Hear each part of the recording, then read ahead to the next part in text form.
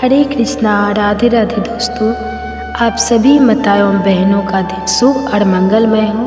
आप सभी माताओं एवं बहनों की गर्भ में पल रहे शिशु पर भगवान विष्णु की आशीर्वाद सदा सर्वदा बना रहे।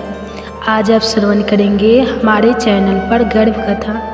अगर ये कथा आपको अच्छी लगेगी तो वीडियो को लाइक कीजिएगा और कमेंट बॉक्स में बताइएगा कि ये कथा आपको कैसी लगी, और साथ ही हरे कृष्णा राधे राधे जरूर लिखिएगा। तो आइए बड़े ही प्रसन्नचित मन से इस गर्भ कथा का रसपान करते हैं। इस कथा को सुनने के लिए गर्भवती माता एक शांत अवस्था में बैठ जाएं और अपने शिशु को धीरे से पुकारे। अपने गर्भ पर दोनों हाथ रख करके अपने गर्भस्थ शिशु को धीरे से बुलाए, आओ मेरे बच्चे, आज मैं तुम्हें गर्भ कथा का श्रवण कराती हूँ। कहा जाता है कि गर्भ कथा के श्रवण करने से गर्भ में पल रहे शिशु पर भगवान के जैसे ही गुण आते हैं। इसलिए हर गर्भवती माता को अपने गर्भस्थ शिशु को ये गर्भ कथा जरूर ही श्रवण कराना चाहिए।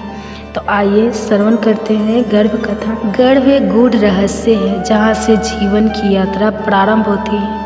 शास्त्रों में गर्भ के भीतर जीव की अवस्था, उसकी समृद्धियाँ और उसके भावों को लेकर अनेक कथाएं मिलती हैं। भागवत गीता के सिद्धांतों के आलोक में हम एक ऐसी कथा को समझने का प्रयास करेंगे जो न केवल आध्यात्मिक ज्ञान प्रदान करती है बल्कि जीवन और मृत्यु के गूढ़ रहस्य को भी उजागर करती है। महाभारत युद्ध के पश्चाताप जब श्री कृष्ण ने अर्जुन को गीता का उपदेश दिया, तब यह ज्ञान केवल अर्जुन तक सीमित नहीं रहा। इस दिव्य ज्ञान का प्रभाव अनेक जीवों तक पहुंचा, जिनमें अजन्मे शिशु भी थे। ऐसा ही एक प्रसंग उत्तरा के गर्भ में पल रहे अभिमन्यु के पुत्र परीक्षित से जुड़ा है। अश्वत्थामा ने जब ब्रह्मास्त्र का प्रयोग किया, तब उत्तरा के गर्भ में स्थित परीक्षित मृत्यु के कगार पर आ गए। तब भगवान श्री कृष्ण ने गर्भ में प्रवेश कर उनकी रक्षा की। परीक्षित ने गर्भ में ही श्री कृष्ण का साक्षात्कार किया और वे दिव्य रूप को देखकर मोहित हो गए। यही कारण था कि वह जन्म के बाद भी भगवान की खोज में रहे। वह पूर्ण गर्भवास को प्राप्त नहीं करता और भगवान के श्री चरणों में स्थान प्राप्त करता और बाद में भागवत कथा के श्रवण से मोक्ष प्राप्त किया। भागवत गीता के अध्याय में आत्मा, पूर्ण जन्म और कर्म के सिद्धांतों का विस्तार से वर्णन किया गया है। श्री कृष्ण ने कहा, जैसे मनुष्य पुराने वस्त्रों को त्याग कर नए वस्त्र धारण करता है, वैसे ही आत्मा भी पुराने शरीर को त्याग कर नया शरीर धारण करती है। गर्भ में स्थित जीव को अपने पूर्व जन्मों की स्मृति होती है, लेकिन जन्म लेते ही वह इस स्मृति को भूल जाता है। यह भूलना माया का प्रभाव होता है, जिससे जीव संसार के मोह में पड़ जाता है। पुराने समय की बात है, एक संत के घर एक पुत्र जन्म लेने वाला था। संत अपनी पत्नी के गर्भ में पल रहे शिशु को प्रतिदिन भागवत गीता का पाठ सुनाते थे। वे ये जानते थे कि गर्भ में भी शिशु को सुनने और समझने की क्षमता होती है। 9 महीनों तक उन्होंने शिशु को गीता का सार सुनाया। जब वह बालक जन्मा तो वह अन्य बच्चों से अलग था। उसे जन्म के बाद भी वेदों और शास्त्रों में रुचि थी। जैसे जैसे वह बड़ा हुआ, उसने गीता के ज्ञान को अपने जीवन में धारण किया और एक महान ऋषि बना। यह कथा इस तथ्य को दर्शाती है कि माता पिता यदि गर्भ में ही बच्चे को शुभ विचार और ज्ञान दे तो भविष्य में एक सांस्कृतिक और ज्ञानवर व्यक्ति बन सकता है। आज के वैज्ञानिक भी यह मानते हैं कि गर्भ में पल रहा शिशु बाहरी ध्वनियों को सुन सकता है और उनसे प्रभावित हो सकता है। इसलिए यदि माता गर्भावस्था के दौरान भागवत गीता, उपनिषद और अन्य शास्त्रों का पाठ करती है तो शिशु पर इसका सकारात्मक प्रभाव पड़ता है।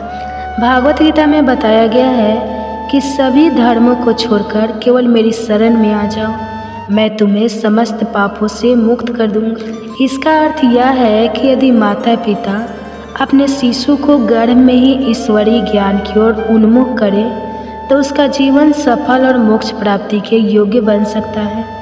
गर्भ की अवस्था केवल एक शारीरिक प्रक्रिया नहीं बल्कि एक आध्यात्मिक यात्रा भी है। भागवत गीता का ज्ञान न केवल युद्ध भूमि में अर्जुन के लिए ही उपयोगी था बल्कि यह प्रत्येक जीव के लिए महत्वपूर्ण है, चाहे वह गर्भ में पल रहा हो या जीवन के किसी भी चरण में हो।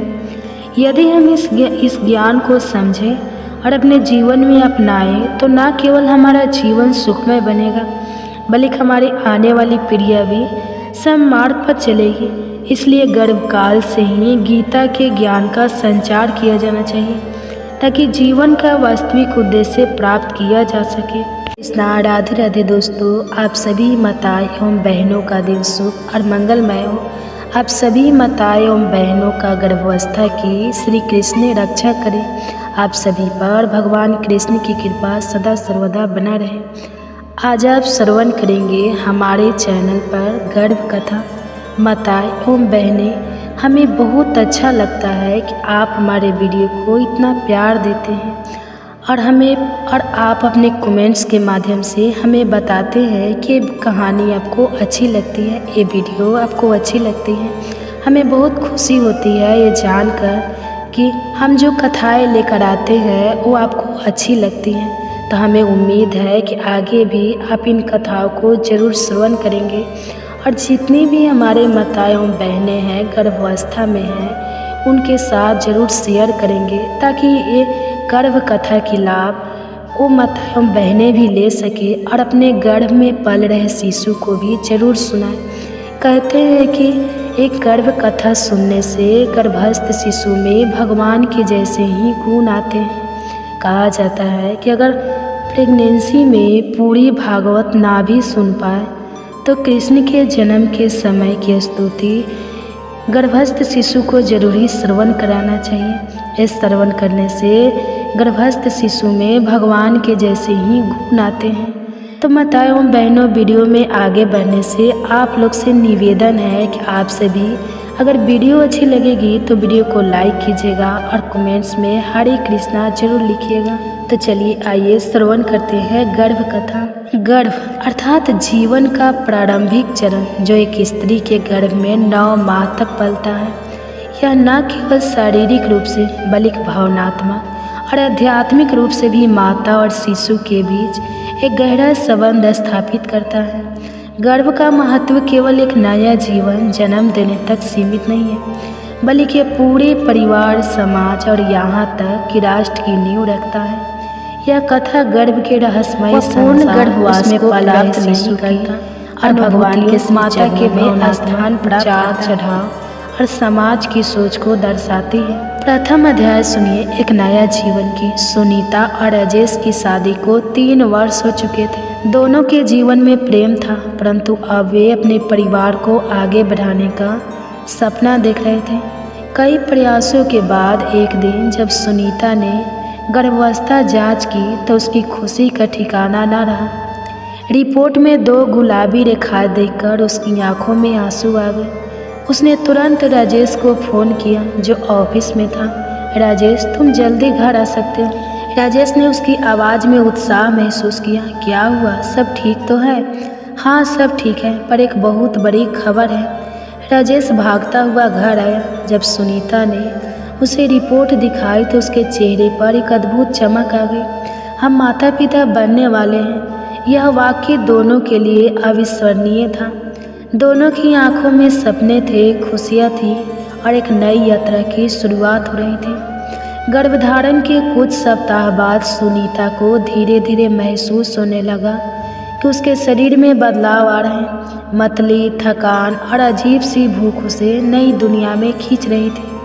लेकिन सबसे अधिक चौंकाने वाली बात यह थी कि उसे अपने गर्भ में पल रहे शिशु की उपस्थिति महसूस होने लगी थी। गर्भ के भीतर शिशु धीरे धीरे विकसित हो रहा था। पहले कुछ सप्ताहों में वह एक छोटे से बिंदु की तरह था, फिर धीरे धीरे उसका हृदय धड़कने लगा। विज्ञान कहता है कि गर्भ के 3रे महीने तक शिशु माँ की आवाज़ सुन सकता है। एक रात सुनीता ने हल्का सा संपदन महसूस किया। राजेश, लगता है कि हमारा बच्चा मुझसे बात कर रहा है। राजेश ने प्यार से उसका हाथ पकड़ लिया। मैं भी महसूस करना चाहता हूँ। धीरे धीरे शिशु का आंदोलन स्पष्ट होने लगा। हर बार जब सुनीता किसी मधुर संगीत को सुनती तो उसे हल्की हल्की हरकत महसूस, ऐसा लगता था मानो शिशु भी संगीत का आनंद ले रहे हो। गर्भावस्था का तीसरा महीना, माँ के मनोभाव। गर्भावस्था केवल शारीरिक परिवर्तन ही नहीं बल्कि मानसिक और भावनात्मक बदलाव से भी बड़ी होती है। कभी कभी सुनीता को अत्यंत खुशी होती तो कभी बिना किसी कारण के वह रोने लगती। एक दिन उसने अपनी माँ से पूछा, माँ क्या तुम्हें भी ऐसा ही महसूस होता था? उसकी माँ हंसते हुए बोली, बिल्कुल, ये एक माँ बनने की प्रक्रिया का हिस्सा है। तुम अब केवल अपने लिए नहीं जी रही बल्कि एक और आत्मा को जीवन दे रही हो। यह बदलाव स्वाभाविक है। राजेश ने भी अपनी ओर से पूरी कोशिश की कि सुनीता को किसी तरह की परेशानी ना हो। वह उसका खास ख्याल रखता, उसे अच्छा भोजन देता और उसका हौसला बढ़ाता। भारतीय समाज में गर्भावस्था को लेकर कई मान्यताएं और परंपराएं हैं। जैसे जैसे सुनीता की गर्भावस्था आगे बढ़ी वैसे वैसे उसे समाज की विभिन्न प्रतिक्रियाएं मिलने लगी। कुछ बुजुर्ग महिलाएं कहती लड़का होगा तो वंश बढ़ेगा। सुनीता यह सुनकर विचलित हो जाती। उसने मन ही मन सोचा, क्या बेटा बेटी में इतना अंतर होता है? उसने और राजेश ने तय किया कि वे अपने बच्चों को बिना किसी भेदभाव के पालेंगे, चाहे वह लड़का हो या लड़की। गर्भ के 7वें महीना में सुनीता ने अपने बच्चे से बात करना शुरू किया। उसे कहानियाँ सुनाती, उसके लिए प्रार्थना करती और प्यार से उसका नाम लेकर पुकारती। एक दिन जब राजेश घर आया तो उसने सुनीता को अपने पेट पर हाथ रखकर कुछ बोलते हुए पाया। तुम क्या कह रही हो?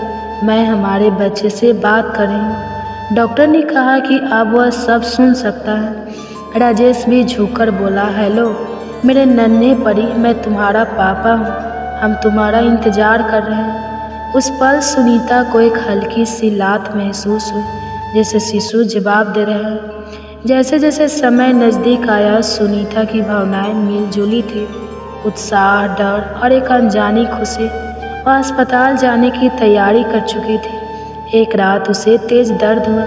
राजेश, लगता है समय आ गया है। राजेश उसे लेकर अस्पताल भागा। डॉक्टरों ने बताया कि अब डिलीवरी का समय करीब है। कई घंटे की प्रसव पीड़ा के बाद सुनीता ने एक प्यारी सी बच्ची को जन्म दिया। जैसे ही डॉक्टर ने बच्ची को उसकी गोद में दिया, उसकी आंखों में आंसू बह निकले। राजेश ने बच्ची को गोद में लिया और कहा, हमारी बेटी आई है। सुनीता ने जब अपनी बेटी को पहली बार गोद में लिया तो उसे अपार खुशी हुई। वह जान गई कि मृत्यु सिर्फ एक रिश्ता नहीं बल्कि एक जिम्मेदारी भी है। बच्ची को देखते हुए उसने मन ही मन कहा, तुम मेरी ताकत हो, मेरा गर्व हो, तुम्हारे साथ मैं हर मुश्किल को पार करूँगी। गर्व एक जीवन का सबसे पवित्र और अनमोल अनुभव होता है। यह न केवल शरीर में एक नया जीवन लाता है बल्कि भावनात्मक और आध्यात्मिक रूप से भी माँ को मजबूत बनाता है। यह कथा केवल सुनीता की नहीं बल्कि हर उस स्त्री की है जो माँ बनने का सुख अनुभव करती है। यह एक नया जीवन लाने की यात्रा है जो दर्द, आशा और अपार प्रेम से भरी होती है।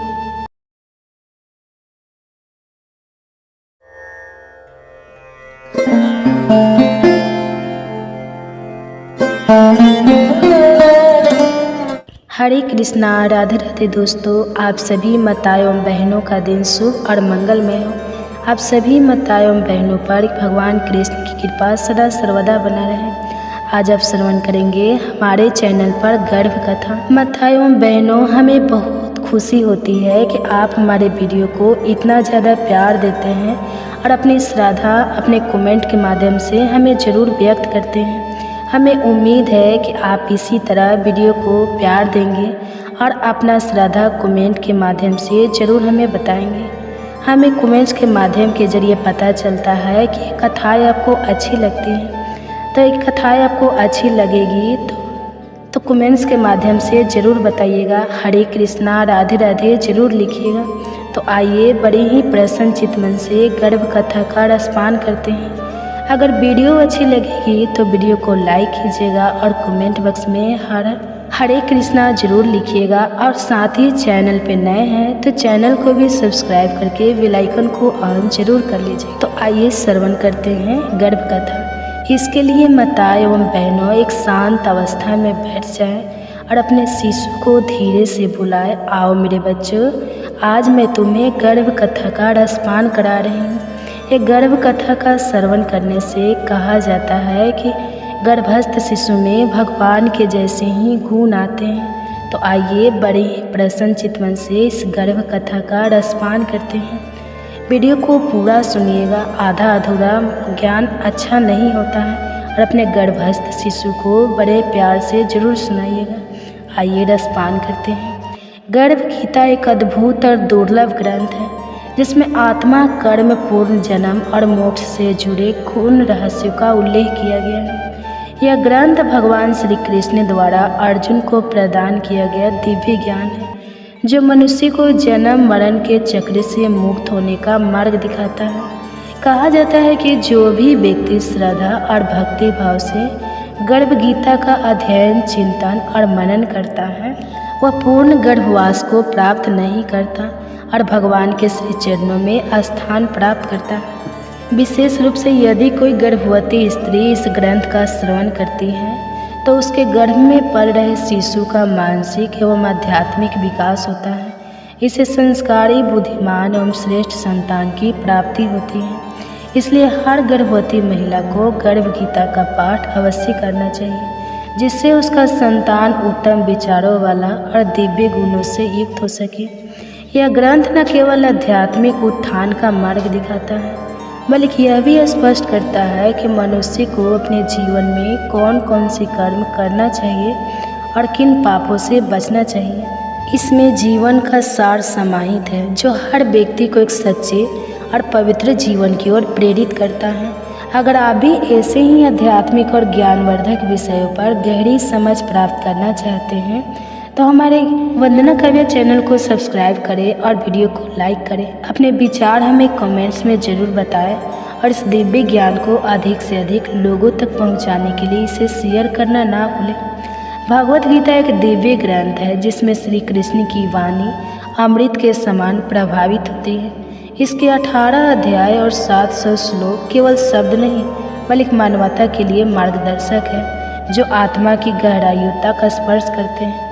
लेकिन इसके अतिरिक्त भी एक रहस्यमय ज्ञान है। गर्भ गीता यह कोई अलग ग्रंथ नहीं बल्कि गीता का ही एक पवित्र अंश है जहाँ भगवान श्री कृष्ण और अर्जुन के बीच गुण स्वाद प्रकट होता है। गर्भ गीता में कोई अध्याय नहीं होते, कोई सीमाएं नहीं होती। यह केवल जीवन और जन्म के रहस्यों का एक गहरा स्वाद है। यहाँ श्री कृष्ण अर्जुन को यह समझाते हैं कि जीव क्यों जन्म लेता है, मृत्यु क्यों आती है और कैसे यह चक्र बार बार दोहराया जाता है।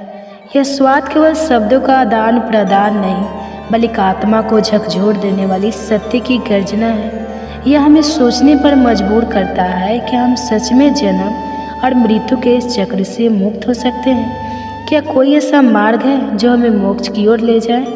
गर्भ गीता सिर्फ एक ग्रंथ नहीं बल्कि मानव जीवन का सबसे गहरा रहस्य खोलने वाली कुंजी है जहाँ भगवान स्वयं हमें यह सिखाते हैं कि कैसे यह जन्म और मृत्यु के इस चक्र से स्वयं को मुक्त कर सकते हैं। अर्जुन ने होकर पूछा, हे कृष्ण, यह प्राणी बार बार गर्भ में क्यों आता है?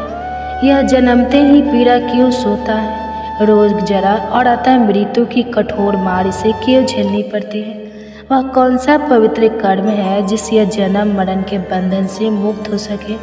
भगवान श्री कृष्ण ने गंभीरता से उत्तर दिया, हे अर्जुन, यह मनुष्य ज्ञान और मोह में अंधा है।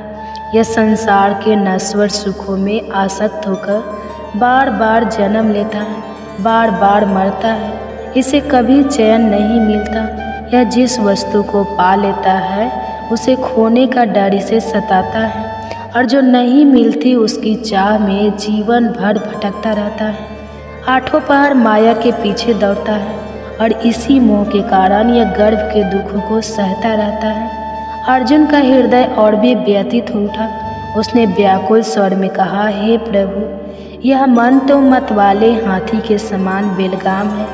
तृष्णा कभी समाप्त नहीं होती। यह 5 इंद्रियों के विष में है और इन पर सबसे अधिक प्रभाव अहंकार का है। यह अहंकार इतना बलवान है कि मनुष्य को पतन की ओर धकेल देता है।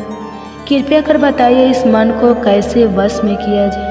भगवान श्री कृष्ण ने धैर्यपूर्वक कहा, हे अर्जुन, यह मन सचमुच हाथी के समान उद्दंड है। इसकी तृष्णा इसे कभी स्थिर नहीं रहने देती। यह काम, क्रोध, लोभ, मोह और अहंकार के अधीन होकर अपने ही विनाश का कारण बनता है। किंतु मैं तुम्हें एक कहानी के माध्यम से मेरे जन्म के समय की स्तुति से एक ज्ञान प्रदान करता हूँ, इसे सुनो। मथुरा का राजा कंस अपनी बहन देवकी से अत्यधिक स्नेह करता था। जब देवकी का विवाह यदुवंशी वासुदेव से हुआ तो कंस स्वयं अपनी बहन को ससुराल छोड़ने जा रहा था। तभी आकाशवाणी हुई, हे कंस, जिसे तू इतने प्रेम से विदा कर रहा है, उसी के गर्भ के जन्म 8वां पुत्र तेरा वध करेगा।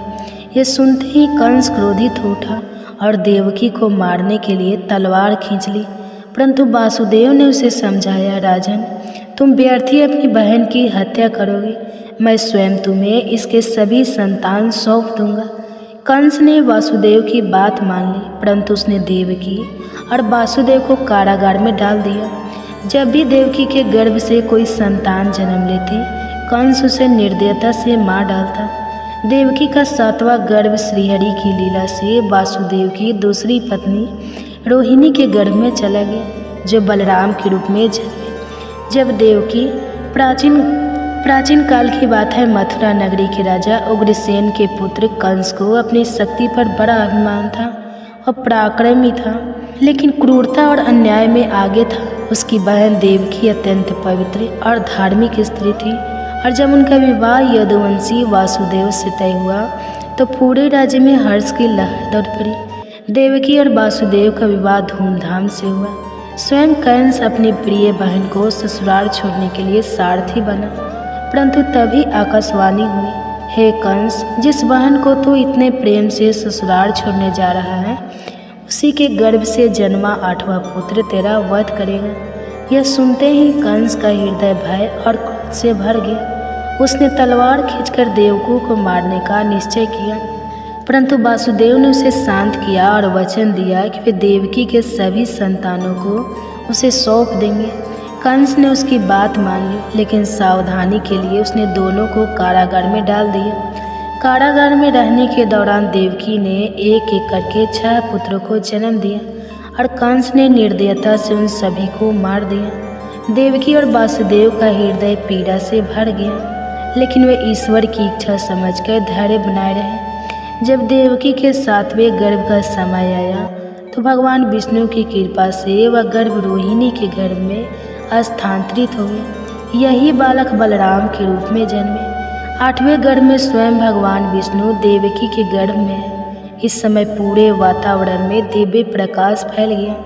देवकी और वासुदेव को आभास हो गया कि यह कोई साधारण शिशु नहीं बल्कि स्वयं नारायण है। जैसे ही अष्टमी की रात आई, कारागार के द्वार स्वतः खुल गए। पहरेदार गहरी निद्रा में सो गए और वासुदेव के बंधन टूट गए। तभी शेषनाग ने आकर अपनी छत्र छाया में वासुदेव को गोकुल जाने का संकेत दिया।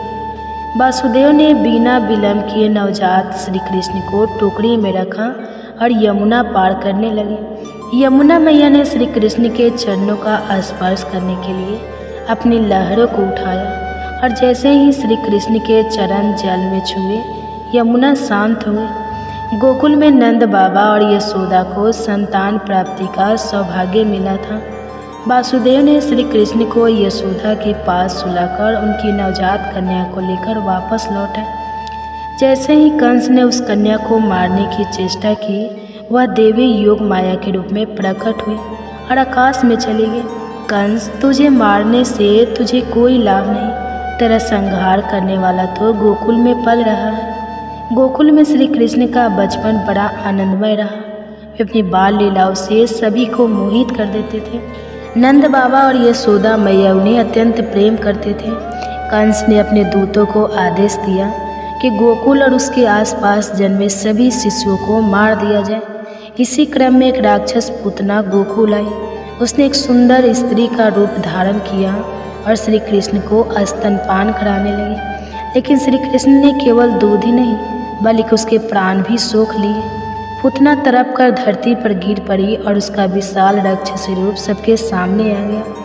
श्री कृष्ण को माखन अत्यंत प्रिय था। वे अपने सखाओं के साथ मिलकर यशोदा मैया के मटकों से माखन चुराते और आनंद पूर्वक खाते। जब यशोदा मैया ने उन्हें पकड़ने की चेष्टा की तो वे नटखट बालक की तरह भाग खड़े होते। एक दिन यशोदा मैया ने बाल कृष्ण को ओखुल मुसर से बांध दिया। कृष्ण खेलते खेलते दो विशाल वृक्षों के बीच से निकल गए और जैसे ही ओखल उन पेड़ों से टकराया दोनों वृक्ष धाराशायी हो गए। इन वृक्षों में यमलाजुन नामक दो देवता वास कर रहे थे जो कृष्ण के स्पर्श से मुक्त हो गए। यमुना नदी में एक विषैला नागकालिया वास करता था। उसकी विषैली गैसों से गोकुल के जीव जंतु मर रहे थे। श्री कृष्ण ने यमुना में छलांग लगा दी और कालिया नाग के फन पर कूदने लगे। उन्होंने इतनी तेज गति से नृत्य किया कि कालिया नाग थककर निढाल हो गया। कालिया ने श्री कृष्ण से क्षमा मांगी और उन्होंने उसे यमुना छोड़कर समुद्र में जाने का आदेश दिया। कंस के आदेश पर गोकुलवासी हर वर्ष इंद्रदेव की पूजा करते थे। श्री कृष्ण ने समझाया कि वर्षा इंद्र नहीं बल्कि गोवर्धन पर्वत की पूजा से होती है। इससे क्रोधित होकर इंद्र ने मूसलाधार वर्षा शुरू कर दी। तब श्री कृष्ण ने अपनी छोटी अंगुली पर गोवर्धन पर्वत उठा लिया और 7 दिनों तक सभी गोकुलवासियों को शरण दे। अतः इंद्र को अपनी गलती का एहसास हुआ और वे श्री कृष्ण के चरणों में गिर पड़े। जब श्री कृष्ण युवा हुए तो कंस ने उन्हें मथुरा बुलाकर मारने का षड्यंत्र रचा।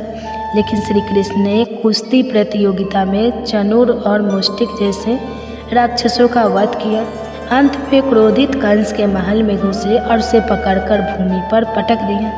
कंस का वध होते ही मथुरा नगरी में आनंद और हर्षोल्लास छा गया। श्री कृष्ण का जीवन केवल एवं अवतार की कथा नहीं बल्कि प्रेम, भक्ति, धर्म और न्याय का संदेश है। उनके जन्म से लेकर बाल्यकाल की लीलाएं हमें सिखाती है कि जीवन में प्रेम, धैर्य और परोपकार का कितना महत्व है। इस प्रकार श्री कृष्ण की गर्भ कथा और बाल लीलाएं युगों युगों तक भक्तों को प्रेरणा देती रहेगी। चैनल पर गर्भ कथा, इसमें आप श्रवण करेंगे। इसमें आप अपने गर्भस्थ शिशु को सुनाएंगे और आप सुनेंगे कि एक भक्त की पुकार जब चोर ने लूटा कान्हा को। एक कहानी अपने गर्भस्थ शिशु को सुनाने से शिशु में भगवान के जैसे ही गुण आते हैं। इसलिए इस कहानी को सुनने के लिए माताएं एवं बहनें एक शांत अवस्था में बैठ जाए। कोई ऐसा जगह चुने जहां बहुत ज़्यादा डिस्टर्ब ना हो और अपने दोनों हाथ कोमलता से अपने गर्भ पे रखें और अपने बच्चे को धीरे से पुकारें। आओ मेरे बच्चे, तुम्हें एक बहुत ही प्रेरणादायक कहानी सुनाने जा रही हूँ जो एक भक्त की पुकार है। तो चलिए श्रवण करते हैं गर्भ कथा। अगर कहानी अच्छी लगेगी, वीडियो अच्छी लगेगी तो वीडियो को लाइक कीजिएगा और कमेंट बॉक्स में हरे कृष्णा राधे राधे जरूर लिखिएगा। और चैनल पे नए हैं तो चैनल को साथ ही सब्सक्राइब कर लीजिएगा और बेल आइकन को ऑन कर लीजिएगा ताकि ऐसे ही वीडियो के नोटिफिकेशन आप सबके पास सबसे पहले पहुँचे। तो एक पंडित जी थे, वे रोज घर घर जाकर भागवत गीता का पाठ करते थे। एक दिन उन्हें एक चोर ने पकड़ लिया और कहा, तेरे पास जो कुछ भी है मुझे दे दो। तब पंडित जी बोले कि बेटा, मेरे पास कुछ भी नहीं है, तुम एक काम करना, मैं यहीं पड़ोस के घर में जाकर भागवत गीता का पाठ करता हूँ। वह यजमान बहुत दानी लोग हैं। जब मैं कथा सुना रहा हूँगा तब उनके घर में जाकर चोरी कर लेना। चोर मान गया। अगले दिन जब पंडित जी कथा सुना रहे थे तब वो चोर भी वहाँ आ गया। तब पंडित जी बोले कि यहाँ से मीलों दूर एक गांव है वृंदावन, वहाँ पर एक लड़का आता है जिसका नाम कान्हा है। वह हीरो जवाहरात से लादा रहता है। अगर कोई लूटना चाहता है तो उसको लूटो। वह रोज रात को उस पीपल के पेड़ के नीचे आता है जिसके आसपास बहुत सी झाड़ियाँ हैं। चोर ने यह सुना और खुशी खुशी वहाँ से चला गया। वह चोर अपने घर गया और अपनी बीवी से बोला कि आज मैं एक कान्हा नाम के बच्चे को लूटने जा रहा हूँ। मुझे रास्ते में कुछ खाने के लिए कुछ बांध कर दे दो। पत्नी ने कुछ सत उसको दे दिया और कहा कि बस यही है जो कुछ भी है। चोर वहाँ से यह संकल्प लेकर चला कि अब तो मैं उस कान्हा को लूट के ही आऊँगा। वह पैदल ही पैदल टूटे चप्पल में ही वहाँ से चल पड़ा। रास्ते में कान्हा का नाम लेते हुए वह अगले दिन शाम को वहाँ पहुँचा जो जगह उसे पंडित जी ने बताई थी। अब वहाँ पहुँचकर उसने सोचा कि अगर मैं यहीं सामने खड़ा हो गया तो बच्चा मुझे देखकर भाग जाएगा, तो मेरा यहाँ आना बेकार हो जाएगा। इसलिए उसने सोचा क्यों ना पास वाली झाड़ियों में ही छुप जाऊँ। वह जैसे ही झाड़ियों में घुसा, झाड़ियों के कांटे उसे चुभने लगे। उस समय उसके मुंह से एक ही आवाज़ आई, कान्हा कान्हा। उसका शरीर लहू लुहान हो गया, पर मुंह से सिर्फ यही निकला, कान्हा आ जाओ, कान्हा आ जाओ। श्री कृष्ण ने अपने भक्त की ऐसी दशा देख के कान्हा जी चल पड़े। तभी रुक्मणी जी बोली कि प्रभु कहाँ जा रहे हो, उसको लूट लेगा। प्रभु बोले कि कोई बात नहीं, अपने ऐसे भक्तों के लिए तो मैं लूट जाना तो क्या मिट जाना भी पसंद करूँगा। ठाकुर जी बच्चे का रूप बना के आधी रात को वहाँ आए। वह जैसे ही पेड़ के पास पहुँचे, चोर एकदम से बाहर आ गया और उन्हें पकड़ कर बोला, ओ कान्हा, तूने मुझे बहुत दुखी किया है। अब यह चाकू देख रहा है ना, अब चुपचाप अपने सारे गहने मुझे दे दे। कान्हा जी ने हंसते हुए उसे सब कुछ दे दिया। चोर हंसी खुशी अगले दिन अपने गांव में वापस पहुंचे। सबसे पहले उसी जगह गया जहां पर पंडित जी कथा सुना रहे थे। जितने भी गहने वह चोरी करके लाया था, उनका आधा उसने पंडित जी के चरणों में रख दिया। जब पंडित जी ने पूछा कि यह क्या है, तब उसने कहा, आपने ही मुझे उस कान्हा का पता दिया था, मैं उसको लूट के आया हूँ और यह आपका हिस्सा है। पंडित जी ने सुना तो यकीन ही नहीं हुआ। वे बोले कि मैं इतने सालों से पंडिताई कर रहा हूँ, वो मुझे आज तक नहीं मिला। तू जैसे पापी को कान्हा कहाँ से मिल सकता है। चोर के बार बार कहने पर पंडित जी बोले कि चल मैं भी चलता हूँ तेरे साथ, वहाँ पर मुझे भी दिखा कि कान्हा कैसा दिखता है। और वह दोनों चल दिए। चोर ने पंडित जी को कहा कि आओ मेरे साथ, यहाँ पर छुप जाओ। दोनों का शरीर लहू लुहान हो गया और मुंह से बस एक ही आवाज़ निकली, कान्हा कान्हा आ जाओ। ठीक मध्य रात्रि कान्हा जी बच्चे के रूप में फिर वही आए। दोनों झाड़ियों से बाहर निकल आए। पंडित जी की आंखों में आंसू थे। वे फूट फूट के रोने लगे, चोरों के चरणों में गिर गए और बोले कि हम जिसे आज तक देखने के लिए तरसते रहे, जो आज तक लोगों को लूटता आया है, तुमने उसे ही लूट लिया। तुम धन्य हो, आज तुम्हारी वजह से मुझे कान्हा के दर्शन हुए, तुम धन्य हो। ऐसा है हमारे कान्हा का प्यार। आपने सच्चे भक्तों के लिए, जो उसे सच्चे दिल से पुकारते हैं तो भागे भागे चले आते हैं। तो प्रेम से कहिए, श्री राधे श्री राधे। मेरे तो गिरधर गोपाल, दूसरों न कोई व्यक्ति जो चाहे बन सकता है, यदि वह विश्वास के साथ इच्छित वस्तु पर लगातार चिंतन करे। मन बहुत चंचल है, जो इंसान के दिल में उथल पुथल कर देता है। जैसे वे मेरे पास आते हैं, वैसे ही मैं उन्हें ग्रहण करता हूँ। सभी पथ पार्थ मानव को मेरी ओर ले आते हैं। इंद्रियों से मिलने वाला सुख पहले तो अमृत जैसा लगता है, लेकिन अंत में यह वही के कड़वा होता है। जब ध्यान में महारत हासिल हो जाती है तो मन हवा रहित स्थान में दीपक की लौ की तरह अडिग रहता है। हे अर्जुन, तीनों लोकों में मेरे पाने के लिए कुछ भी नहीं है और ना ही कुछ ऐसा है जो मेरे पास नहीं है। मैं अभिनय करना जारी रखता हूँ, लेकिन मैं अपनी किसी ज़रूरत से प्रेरित नहीं हूँ। कर्म मुझ पर इसलिए नहीं टिकते क्योंकि मैं उनके परिणामों से जुड़ा नहीं हूँ। जो लोग इसे समझते हैं और इसका अभ्यास करते हैं, वे स्वतः में रहते हैं। ज्ञान की भेंट किसी भी भौतिक भेंट से बेहतर है, क्योंकि सब कामों का लक्ष्य आत्मिक बुद्धि है। जैसे आग की गर्मी लकड़ी को राख कर देती है, वैसे ही ज्ञान की आग सभी कर्मों को भस्म कर देती है। अपना काम हमेशा दूसरों के कल्याण को ध्यान में रखकर करें। अप्राकृतिक कर्म बहुत तनाव पैदा करता है। हर व्यक्ति का विश्वास उसकी प्रकृति के अनुसार होता है। मैं उन्हें ज्ञान देता हूँ जो सदा मुझसे जुड़े रहते हैं और जो मुझसे प्रेम करते हैं। मेरी कृपा से कोई सभी कर्तव्यों का निर्वाह करते हुए भी बस मेरी शरण में आकर अनंत अविनाशी निवास को प्राप्त करता है। जो कार्य में निष्क्रियता और निष्क्रियता में कार्य देखता है वह एक बुद्धिमान व्यक्ति है।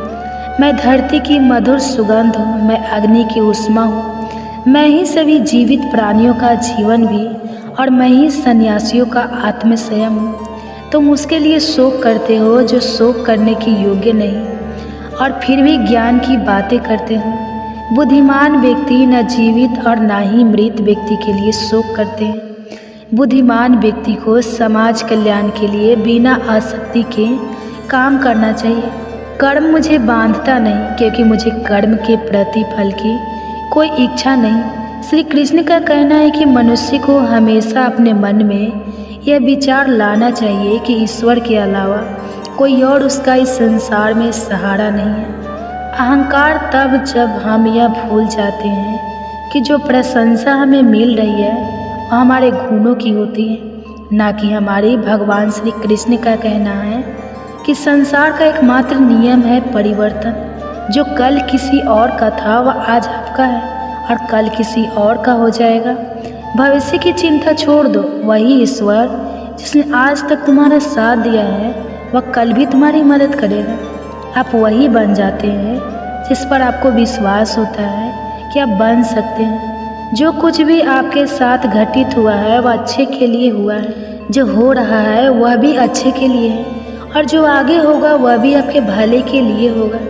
श्री कृष्ण कहते हैं कि बुरे कर्म अनायास हो जाते हैं जबकि अच्छे कर्म स्वेच्छा से किए जाते हैं। अगर व्यक्ति शिक्षा से पहले संस्कार, व्यापार से पहले व्यवहार और भगवान से पहले माता पिता का सम्मान करे तो उसका जीवन कभी भी परेशानियों से ग्रस्त नहीं होगा। भगवान श्री कृष्ण कहते हैं कि संसार में कुछ भी समाप्त नहीं होता। हर अंत के बाद एक नई शुरुआत का इंतजार होता है। जीवन में कभी अवसर मिले तो दूसरों के सारथी बने, ना कि स्वार्थी। धर्म का असली रूप कर्मों से भी परिशासित होता है। कर्मों के बिना धर्म की कोई असल पहचान नहीं है। श्री कृष्ण कहते हैं कि आत्मा शाश्वत है, इसलिए मृत्यु से डरने का कोई कारण नहीं है। अपना मन हमेशा कार्य पर केंद्रित रख, परिणाम या इनाम की चिंता ना करें। श्री कृष्ण कहते हैं कि मैं ही इस सृष्टि का निर्माण, पालन और संहार करता हूँ। लोग सत्य को छुपाने की कोशिश करते हैं लेकिन सत्य कभी भी दब नहीं सकता और ना ही मिट सकता है। मौन सबसे अच्छा जवाब है जब सामने वाले व्यक्ति के लिए आपके शब्दों की कोई अहमियत ना हो। भगवान श्री कृष्ण कहते हैं कि जब भी संसार में अधर्म बढ़ेगा और धर्म कमज़ोर होगा तब मैं ताड़ लूँगा और धर्म की पुनः स्थापना करूँगा। मनुष्य की आस्था की असली परीक्षा तब होती है जब उसे उसकी इच्छाएं ना मिले, फिर भी वह भगवान के प्रति आभार महसूस करे। जीवन और युद्ध में सफलता केवल 3 गुणों से मिलती है, धैर्य, धर्म और साहस। श्री कृष्ण कहते हैं कि जो व्यक्ति अपने मन पर नियंत्रण नहीं रखता उसका मन उसे नियंत्रित कर लेता है और वही उसका शत्रु बन जाता है। समय जैसा भी हो, मनुष्य को हमेशा अपने परिवार के साथ रहना चाहिए। परिवार के साथ सुख आए तो वह बढ़ता है और दुख आए तो वह बढ़ जाता है। श्री कृष्ण कहते हैं कि अच्छे लोगों का संग भगवान श्री की कृपा से मिलता है, लेकिन बुरी संगति का चुनाव हम खुद करते हैं। मनुष्य को हमेशा अपनी वाणी पर संयम रखना चाहिए क्योंकि एक बार वाणी से निकला शब्द कभी वापस नहीं आता। सुख और दुख का आना जाना जैसे सर्दी गर्मी का बदलाव है, इसलिए हमें इनसे प्रभावित नहीं होना चाहिए। श्री कृष्ण कहते हैं कि मैं हमेशा तुम्हारे पास और साथ रहता हूँ, चाहे तुम कुछ भी कर रहे हो। कृष्ण कहते हैं अगर आप किसी को छोटा समझ रहे हैं तो यह आपके अहंकार का परिणाम है या आप उसे ठीक से नहीं देख रहे हैं। जीवन में कभी निराश मत हो क्योंकि कमज़ोर वक्त होता है, आप नहीं। जब व्यक्ति अपनी इंद्रियों के वश में होता है तो हमेशा समस्याओं का सामना करता है। व्यक्ति उस चीज़ पर शोक करता है जो उसके योग्य नहीं होती। एक बुद्धिमान व्यक्ति कभी किसी जीवित या मृत के लिए शोक नहीं करता। अगर आप दूसरे से अच्छे की उम्मीद रखते हैं तो खुद भी बुरा करके उन्हें निराशा ना करें। संकट केवल तुम्हारे भीतर छुपी शक्ति को बाहर लाने का एक अवसर है। विश्वास रखो, तुम्हारा संघर्ष तुम्हें महान बनाएगा। जब तुम मुश्किलों से घिरे होते हो, भगवान तुम्हारे साथ होते हैं। यही तुम्हारी ताकत है, यही तुम्हारा सहारा है। जितना गहरा अंधेरा होता है उतनी ही चमकदार रोशनी सामने होती है। मुश्किलों का सामना करना जीवन की सच्ची परीक्षा है। संकट की घड़ी में अपने भीतर की शक्ति को पहचानो, क्योंकि जो भीतर से मजबूत होते हैं वही बाहरी तूफानों से कभी नहीं टूटते। तुम्हारी कठिनाइयाँ तुम्हारे हौसले को परखने का माध्यम है और यह तुम्हें असाधारण रूप से मजबूत बनाएगी। समस्या चाहे जैसी हो, तुम उससे कहीं ज़्यादा बड़े हो। जैसे पत्ते तूफान के बाद भी झड़ते नहीं, वैसे ही तुम भी हर कठिनाई के बाद मजबूत हो जाओगे। कभी हार मत मानो, क्योंकि जीवन में हर संघर्ष तुम्हें नया अनुभव और शक्ति देता है। समय चाहे जैसा हो, भगवान तुम्हारे साथ है। जब तुम आत्मविश्वास से भरे होते हो तब तुम्हें कोई भी संकट नहीं डिगा सकता। जो गहरी परेशानियों से गुजरता है वही असल में जीवन को समझता है। संकट के बाद ही सफलता की पहचान होती है। जो आदमी मुश्किलों से डरता नहीं वही सच्चा योद्धा कहलाता है। हर चुनौती के बाद सफलता तुम्हारे कदम चूमेगी। कभी भी अपने रास्ते में आने वाली मुश्किलों से घबराना नहीं चाहिए। याद रखो, बिना अंधेरे के उजाला नहीं आता और बिना संघर्ष के सफलता नहीं मिलती। संकट तुम्हारी ताकत को बढ़ाने का एक साधन है। जब तुम इसे सच्चे मन से स्वीकार करते हो तभी तुम परिपूर्ण होते हो। कभी भी यह मत सोचो कि तुम अकेले हो। भगवान हमेशा तुम्हारे साथ होते हैं और तुम हर कठिनाई उभरने की शक्ति रखते हो। धैर्य और विश्वास रखो, तुम जो चाहो वही पा सकते हो। हर मुश्किल के बाद तुम्हारी मंजिल और करीब होगी। धीरज और समर्पण के साथ जो संघर्ष करता है वही जीवन में हर कठिनाई को पार करता है। मुसीबत चाहे कितनी भी बड़ी हो, भगवान की कृपा से तुम उसे पार कर सकोगे अगर तुम विश्वास से भरे रहोगे। संकट में ही छुपी होती है सफलता। अगर तुम खुद पर विश्वास रखते हो तो कोई भी मुश्किल तुम्हें डिगा नहीं सकती। समय की सबसे बड़ी परीक्षा संकट होती है, लेकिन तुम उसे पार करके अपने जीवन की सच्ची पहचान पा सकते हो। कभी भी अपने मार्ग से मत हटो, चाहे कितनी भी कठिनाइयाँ क्यों ना आए। भगवान तुम्हारे साथ है। तुम्हारी आत्मा से जो जुड़ा होता है वही हर कठिनाई से लड़ सकता है। आत्मविश्वास और भगवान की कृपा तुम्हें हमेशा मार्गदर्शन देगी। जो अपने कर्म के फल के प्रति आसक्ति को नहीं छोड़ सकते वे मार्ग से कोसों दूर है। कठिन समय में आत्मविश्वास और आस्था से बढ़कर कोई सहारा नहीं होता। अपने भीतर विश्वास रखो, तुम हर मुश्किल को पार कर सकते हो। समय चाहे जैसे हो, अपने कर्मों में निष्ठा और ईमानदारी बनाए रखो। यह तुम्हें हर स्थिति से बाहर निकालेगी। जो अपने भीतर से हार नहीं मानता वही जीवन के कठिन द्वार से निकलकर सफलता की ओर बढ़ता है। दुनिया में हर संघर्ष का उद्देश्य तुम्हें जीवन का सच्चा रूप दिखाना है। इसे आत्मसात करो और आगे बढ़ो। तुम्हारी शक्ति किसी से भी ज़्यादा है, बस ज़रूरत है खुद पर विश्वास करने की। अपने प्रयासों से तुम हर मुश्किल को पार कर सकते हो। कठिन समय के बाद ही सफलता के दरवाजे खुलते हैं। जो धैर्य रखता है वही सच्चा विजेता है। समय चाहे जैसा हो, अपना कर्तव्य निभाते रहो। सफलता के हर कदम में यही तुम्हारी जीत छिपी है। जब तक तुम अपने लक्ष्य पर ध्यान केंद्रित रहते हो, कोई भी कठिनाई तुम्हारे रास्ते को नहीं रोक सकती। सच्ची सफलता और निर्भयता का रास्ता कठिनाइयों से होकर जाता है। इसलिए हर मुश्किल को एक अवसर समझो। जब तुम्हारा विश्वास अधिक हो तो कोई भी परेशानी तुम्हें विचलित नहीं कर सकती। तुम्हारी सबसे बड़ी ताकत तुम्हारा आत्मविश्वास है। हर मुश्किल के पीछे एक अदृश्य ताकत होती है जो तुम्हें अपने असली रूप में ढालने के लिए कार्य करती है। कभी भी अपनी ताकत का मूल्य मत आंकिए, वह तुम्हारे भीतर ही है, बस उसे पहचानने की ज़रूरत है। कठिन समय में अपने आत्मबल को पहचानो। यह तुम्हारे जीवन का सबसे बड़ा साथी है।